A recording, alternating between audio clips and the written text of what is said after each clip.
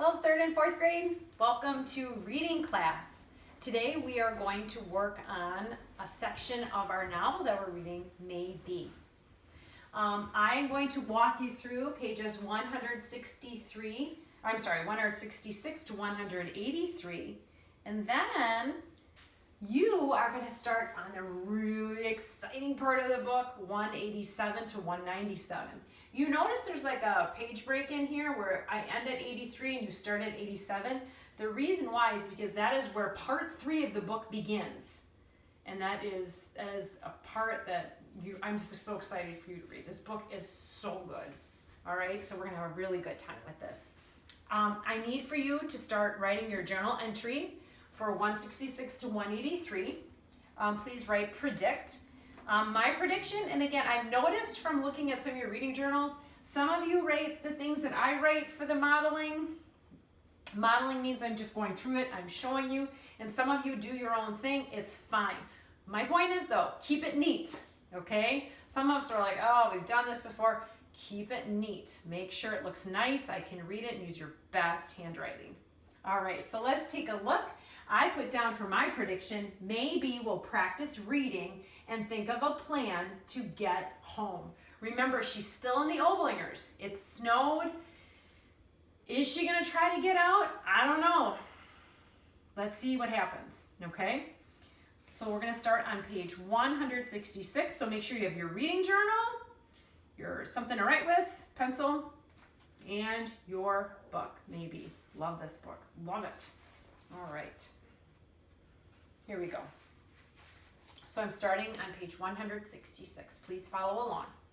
I place the tin peaches on the table, shake out the quilts, folding them over the back of the rocker, and sweep up the mess of dirt on the floor.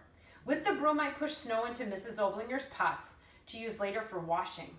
The pail I fill also and place near the stove. I continue sweeping, but can't push from my mind stories I've heard.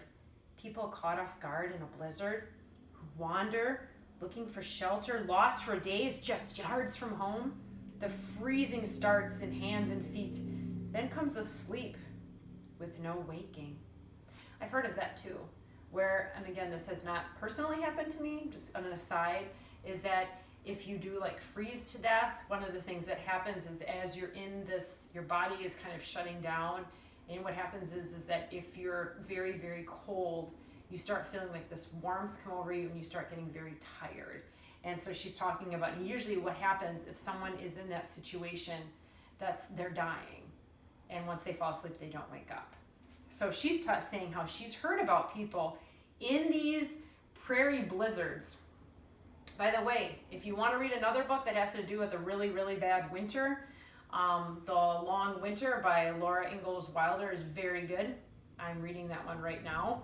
And it's talking about how they deal with winter. And they've actually had winter so bad, like what she's talking about here, where they go outside their house and it's just blowing so hard, they cannot see where they're at. They can't even find their home, and they get lost, and then they die. So she's thinking about this right now, because she wants to get out of there. But she's just like, how am I going to do this and live through this? Because I don't even know where I'm going. But let's read on. I don't know what it is that reminds me of the sourdough starter still in the jar in the bed. Surely it's frozen. If I left it at the back of the stove, the dough would still be warm enough to work with. I scoop up the jar. The cold bites through my mittens, but I must warm it myself. The stovetop would be too sudden. I drag the rocker to the fire and sit, climb into the quilts again, and place the starter jar in my pillowcase, doubling up the fabric. Remember, sourdough starter that's what's going to help her make those biscuits. And if it's frozen, you can't work with it. You can't bake with it. And she's like, if I just throw it on the stove and cook it too fast, you also can't work with it. You got to let it warm up so that you can take it out and then work with it. Mom must be singing Old Dan Tucker, Home Sweet Home, right about now, as she boils potatoes. Hiram's tooling leather, maybe joining in the song. No more from that cottage again will I roam. Be it ever so humble, there's no place like home. Pa's found a way out to the barn, or if not, he's working toward a way. I imagine Ma and her broom behind me, keeping time with the rocker. So maybe he's thinking about being at home. I'm on page 169, by the way. I roll the starter jar in my lap the same way I scrub at laundry on the washboard, back and forth. My back hunched, a tight pinch in my shoulders. Sometimes Miss Sanders asked me to read just to her. Remember, Miss Sanders was the teacher that was there before teacher. The words would come more easily without a full room watching. Other times it would just be as difficult as any other day. But she never lost patience or said, "We've been over the story again and again. Why can't you read it now?" She'd say, "Maybe tomorrow the words will come out right." Or, "Slower, May. No need to rush. Take your time. Let the words form. Let the words form before you speak them." Sometimes we'd read together, and those times my words were almost right, her voice leading, though still in step with mine. I felt the rhythm of the words. I heard the sounds needed to make them. They didn't stick together or jumble on the page. The starter is softer now. I add it to the flour and roll out biscuits. The calendar is tattered, its corners curled and brown from dirty hands and moist prairie air. I check to see where time might be, though I stopped marking days long ago. For every month I'm sure I've spent at the Oblingers, I subtract a week, so as not to raise my hopes too high. If Pa knew he'd be here faster than any train, any buffalo stampede from the early prairie days, faster than Hiram at school races, to take me home. So you see, she has not lost hope in her family, that they care about her, that they love her. She's still like, if Pa knew that this was happening, he would come and get me. I remove the pots from the stove, letting the water cool just a bit, then scrub at the crusted film left behind. Mess slops on the floor, wet patches bloom on the bodice of my dress. I have no place to throw this filth, no water to rinse clean. For the first time since the blizzard morning, I pull open the door, dreading to see things left as they were before. A shiny layer of ice on the solid wall of snow reminds me of the water I threw. With the broom handle, I stab and pick until I've made a deeper hole. I pour in the wash water. The space stretches just a little. I fill the pots with the snow I've scattered and put them on the stove. The snow muffles all noise, so I'm surprised when I hear the sound outside. Scratching. Not the same as before. That was dry claws on dry board, softer now, like a rake dragged over freshly cut hay. The scratching is persistent, more urgent. The wolf. Can he smell the little food I have left? But I know better. He has no interest in cornbread and beans. Wolves are carnivores. They hunt rabbits, buffalo. Pa's careful of an evening to bring Bessie to the barn. Pain claws at my middle. I know hunger too. So basically a carnivore, just for you guys that don't understand, carnivore is a meat eater. So all the food that she has there right now is just like cornbread, beans. That's not meat. So she's getting nervous because the only meat that's there is her. Page 174. I'm as hollow as a wash tub turned over to dry. I could make some biscuits or lick a handful of sugar, but I reach for the peaches, the last special treat left by the Oblingers. I trace my fingers over, fresh picked, and say the words at the same time. Sometimes with Miss Sanders, I tried different ways to read. Once I held the rag she used to wipe the blackboard. When I struggled with a sound, I'd squeeze the grimy cloth into a ball and try again. I don't know how, but it helped the letters fall into place. When teacher came, I'd focus so hard trying to imagine that balled up rag. I was ashamed to stand with the little ones in the front of the room.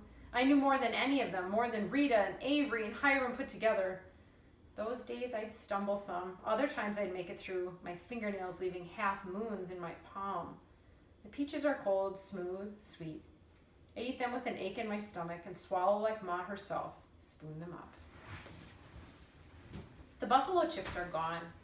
These hay twists must last. No amount of modesty can keep me from going through Mrs. Oblinger's trunk. I pull at a corner of bright fabric until it spreads across my lap. The red dress. Did Mrs. Oblinger make it back to Ohio? I pull her dress over the three I already wear and smooth it down, remembering her soft hands, oval fingernails, never broken on a scrub board. She hated me, I think. She thought I hated her. Did I? Really? Were we so very different? I take a pair of Mr. Oblinger's stockings and wear them over my mittens. I wrap his muffler around my head, burrow in the quilts and coat, and rock before the stove. Last night I drew Pod come to get me. He brought a shovel and dogs, scraping the snow like a farmer breaking ground. Again I rinse the pots. The dishwater stretches the opening in the snow wall.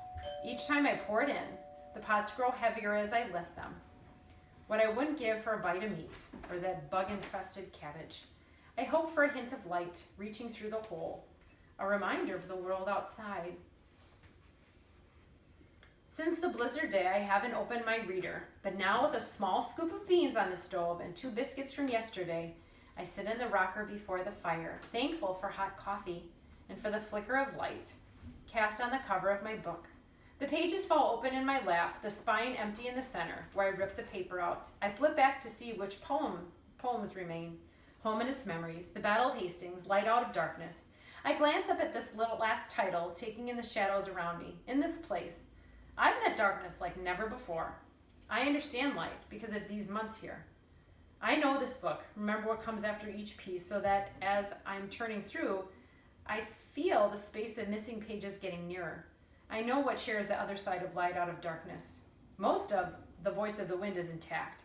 I run my fingers under each word, the ones that cost me my place at school, that fill me with despair. I know it by heart, but I read it anyway. Trust my voice to lead me word by word. I am the wind, and I blow, blow, blow, driving the rain in the beautiful snow. I go slowly, invite the words to find a home between each breath. No one is here to listen or laugh. I'm not whispering, not mumbling.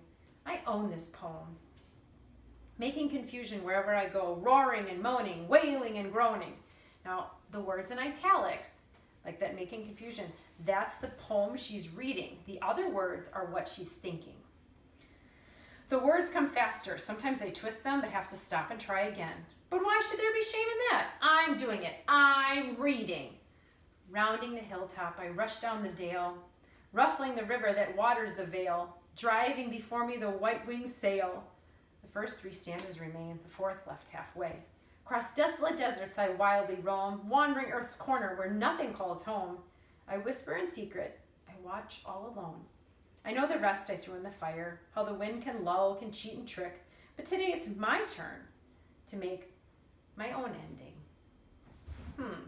So we're gonna write about that on here. So let's talk a little bit about what we just read. Make my own ending. That's interesting. And as you can see, you're gonna continue with part 3. I think she's starting to realize she's gotta get out of there. So let's do our entry first, and then we're gonna do our activity with asking questions, okay? So let's take a look. We have our predict, and now we're gonna summarize. So I guess with this section, maybe, I'd say maybe is surviving in the Sadi.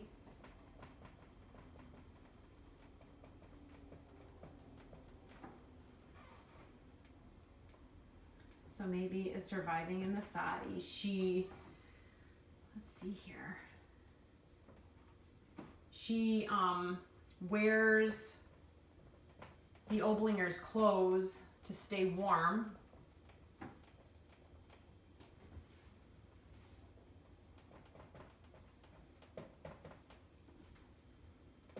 Remember, summary always has 3 sentences. Also with Oblinger's, remember I put an S apostrophe, it's plural. She's wearing the Mrs. Oblinger's dress and she's wearing Mr. Oblinger's socks. So that's why it's plural. She wears the Oblinger's clothes to stay warm, and she decides she needs, what did it say at the end? I thought that really struck me, the end of that section. But today it's my turn to make my own ending. She needs to make her own ending. What does that mean? I think she's coming to the realization that maybe waiting for her dad, because initially I think that's what she's doing right now, is she's hanging on to hope that her dad's gonna come. And she's like, he's gonna get here, he's gonna get here, he's gonna get here. And as time is going by, she's losing track of time. Remember they said Christmas. So who knows how long that is. And she's running out of food. She's putting on layers and layers of clothes because she's cold.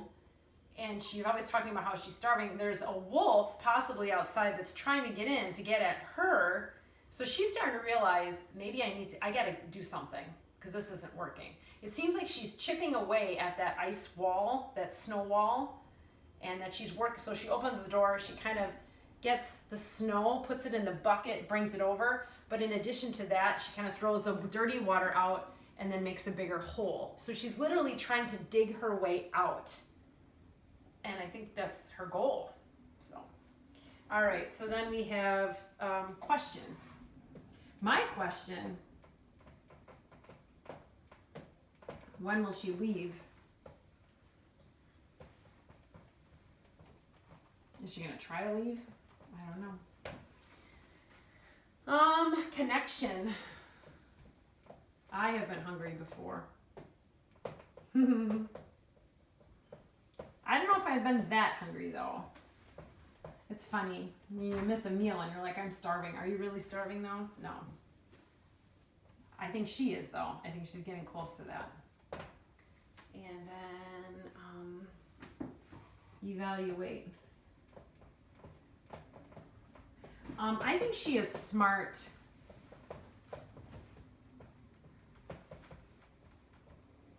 To use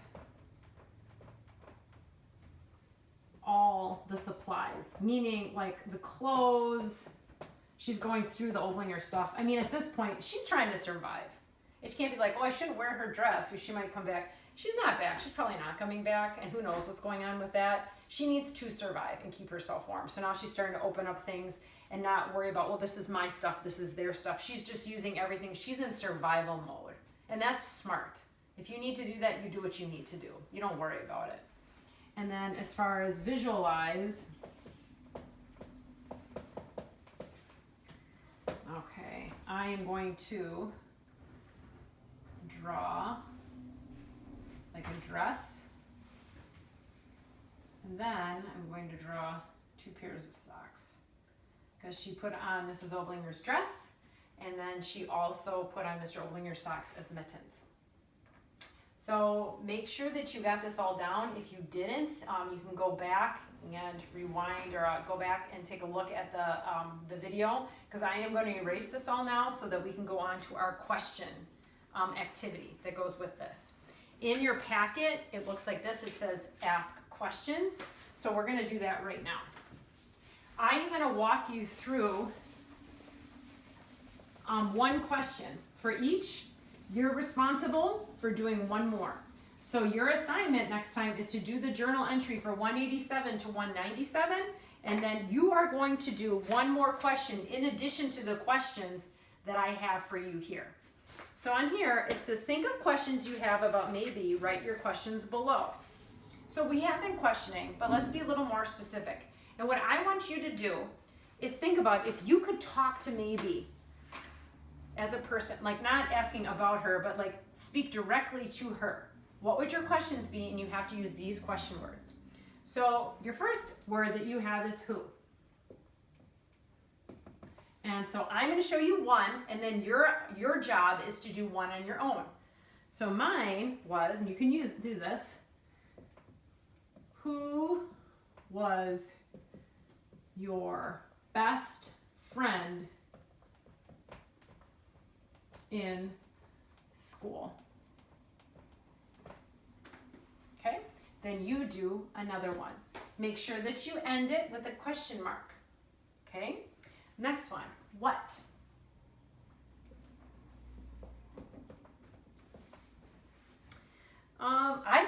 I was kind of thinking about interviewing her. What do you do for fun? Besides, seems like her and her brother fight a little bit, but yeah, everybody does that, I suppose. But I'm just saying, what does she do like for fun if she wants to just have a good time? It seems like every time we've read so far, she's working. Okay, so that's what I would ask her. A when question. I did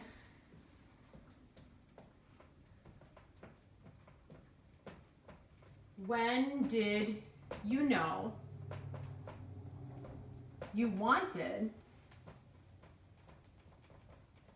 to be a teacher?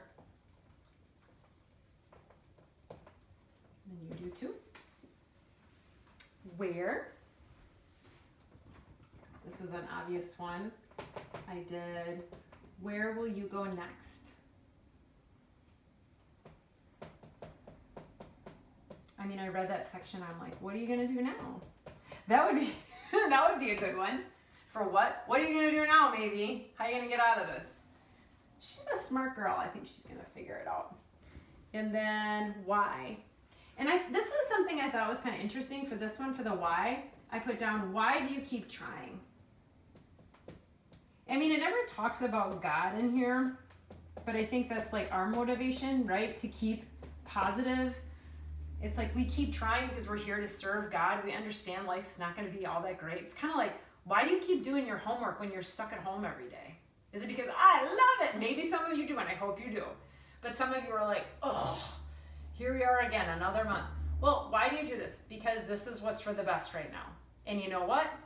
God knows what's the best for me. I might not understand everything right now, but I'm going to trust in what he says, and I'm going to do my best to serve him.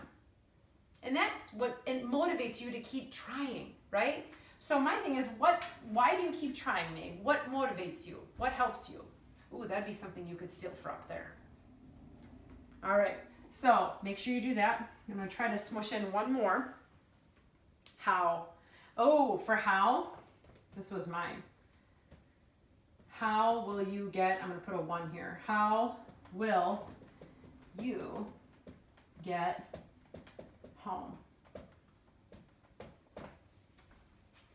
And then you would do a second one. So again, you are interviewing her. You are directly talking to Maybe, and you're thinking of some questions you want to ask her. If I were you, I would read the next section, because the next section is awesome. It's so good. You read that section, fill out your reading journal, then I would do this, because then you'll come up with more questions. Don't just do it right now after one. Do it after the second section. I am so excited to read your responses. Enjoy this final portion of the book. Oh, I love it. I love it, love it, love it. And I can't wait to see your work. Thank you.